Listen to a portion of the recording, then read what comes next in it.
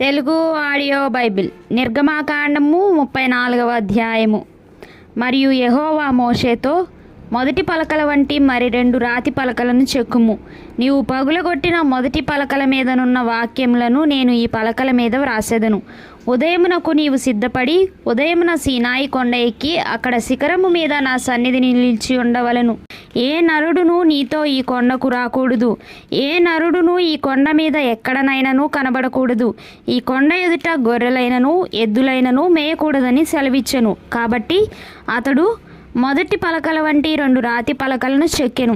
మోషే తనకు యెహోవా ఆజ్ఞాపించినట్లు ఉదయమందు పెందలకడ లేచి ఆ 2 రాతి పలకలను చేత పట్టుకొని సీనాయి కొండ ఎక్కగా మేఘములో యెహోవా దిగి అక్కడ అతనితో నిలిచి యెహోవాను నామమును ప్రకటించెను. అతని ఎదుట యెహోవా అతని దాటి వెళ్ళుచు, యెహోవా కనికరము, దయ, దీర్ఘశాంతము, విస్తారమైన కృపాసత్యములు గల దేవుడైన యెహోవా. ఆయన 1000 మందికి కృప చూపుచు దోషమును అపరాధమును పాపమును క్షమించును గాని ఆయన ఏమాత్రమును దోషులను నిర్దోషులుగా ఎంచక 3-4 తరముల వరకు తండ్రుల దోషమును కుమారుల మీదికిని కుమారుల కుమారుల మీదికిని రప్పించునని ప్రకటించెను. అందుకు మోషే త్వరపడి నేల వరకు తల వంచుకుని నమస్కారము చేసి, ప్రభువా, నా మీద నీకు కటాక్షము కలిగిన ఎడల నా మనవి ఆలకించుము. దయచేసి నా ప్రభువు మా మధ్యను ఉండి మాతో కూడా రావెలను.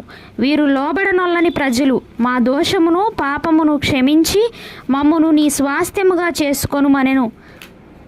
అందుకు ఆయన, ఇదిగో నేను ఒక నిబంధన చేయుచున్నాను.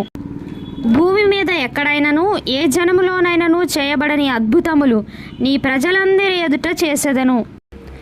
నీవు ఏ ప్రజల నడుమనున్నావో ఆ ప్రజలందరూ యెహోవా కార్యమును చూచెదరు. నేను నీ ఎడల చేయబోవునది భయంకరమైనది. నేడు నేను నీకు ఆజ్ఞాపించుదాని అనుసరించి నడువుము. ఇదిగో నేను అమోరీయులను, కనానీయులను, హిత్తీయులను, పెరిజ్జీయులను, హివ్వీయులను, యెబూసీయులను నీ ఎదుట నుండి వెళ్ళగొట్టెదను. నీవు ఎక్కడికి వెళ్ళుచున్నావో ఆ దేశపు నివాసులతో నిబంధన చేసుకొనకుండా జాగ్రత్త పడుము. ఒకవేళ అది నీకు ఉరి కావచ్చును. కాబట్టి మీరు వారి బలిపీఠములను పడగొట్టి వారి బొమ్మలను పగులగొట్టి వారి దేవతా స్తంభములను పడగొట్టవలను. ఏలయనగా వేరొక దేవునికి నమస్కారము చేయవద్దు. ఆయన నామము రోషము గల యెహోవా. ఆయన రోషము గల దేవుడు. ఆ దేశపు నివాసులతో నిబంధన చేసుకొనకుండా జాగ్రత్త పడుము. వారు ఇతరుల దేవతలతో వ్యభిచరించి ఆ దేవతలకు బలి అర్పించుచున్నప్పుడు ఒకడు నిన్ను పిలిచిన ఎడల నీవు వాని బలిద్రవ్యమును తినకుండా చూచుకొనుము. మరియు నీవు నీ కుమారుల కొరకు వారి కుమార్తెలను పుచ్చుకొను ఎడల వారి కుమార్తెలు తమ దేవతలతో వ్యభిచరించి నీ కుమారులను తమ దేవతలతో వ్యభిచరింప చేయుదురేమో. పోతపోసిన దేవతలను చేసుకొనవలదు. మీరు పొంగని వాటి పండుగ ఆచరింపవలెను. నేను నీకు ఆజ్ఞాపించినట్లు అబీబు నెలలో నియామక కాలమందు 7 దినములు పొంగని వాటినే తినవలెను. ఏలైనగా అబీబు నెలలో ఐగుప్తు దేశములో నుండి మీరు బయలుదేరి వచ్చితిరి. ప్రతి తొలిచూలు పిల్లయు నాది. నీ పశువులలో తొలిచూలుదైన ప్రతి మగది దూడయే గాని గొర్రె పిల్లయే గాని అది నాదగును. గొర్రెపిల్లను ఇచ్చి గాడిద తొలిపిల్లను విడిపింపవలెను. దాని విమోచింపని ఎడల దాని మెడను విరగదీయవలెను. నీ కుమారులలో ప్రతి తొలిచూలు వాని విడిపింపవలెను. నా సన్నిధిని వారు వట్టి చేతులతో కనబడవలదు. 6 దినములు నీవు పనిచేసి 7వ దినమున విశ్రమింపవలెను. దున్ను కాలమందైనను కోయు కాలమందైనను ఆ దినమున విశ్రమింపవలెను. మరియు నీవు గోధుమల కోతలో ప్రథమ ఫలముల పండుగను అనగా వారముల పండుగను సంవత్సరాంతమందు పంట కూర్చు పండుగను ఆచరింపవలెను.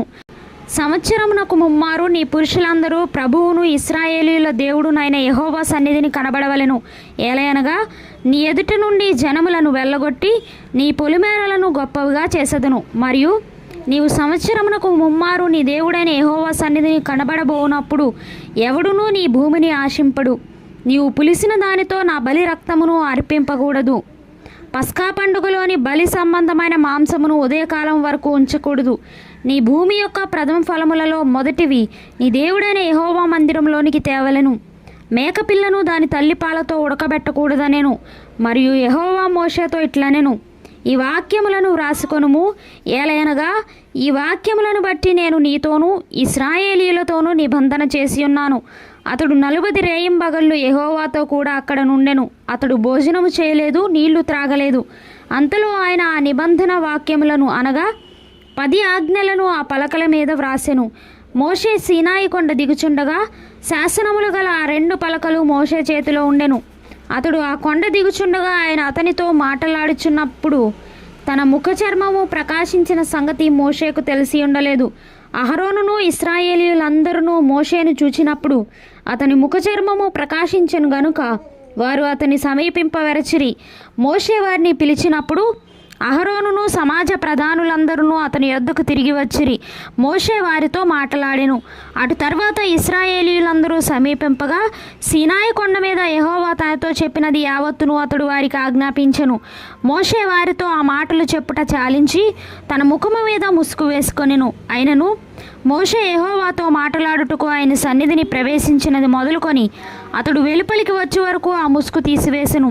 అతడు వెలుపలికి వచ్చి తనకు ఆజ్ఞాపింపబడిన దానిని ఇశ్రాయేలీయులతో చెప్పెను. మోషే ముఖ చర్మము ప్రకాశింపగా ఇశ్రాయేలీయులు మోషే ముఖమును చూచిరి. మోషే ఆయనతో మాట్లాడుటకు లోపలికి వెళ్ళు వరకు తన ముఖము మీద ముసుగు వేసుకొనెను.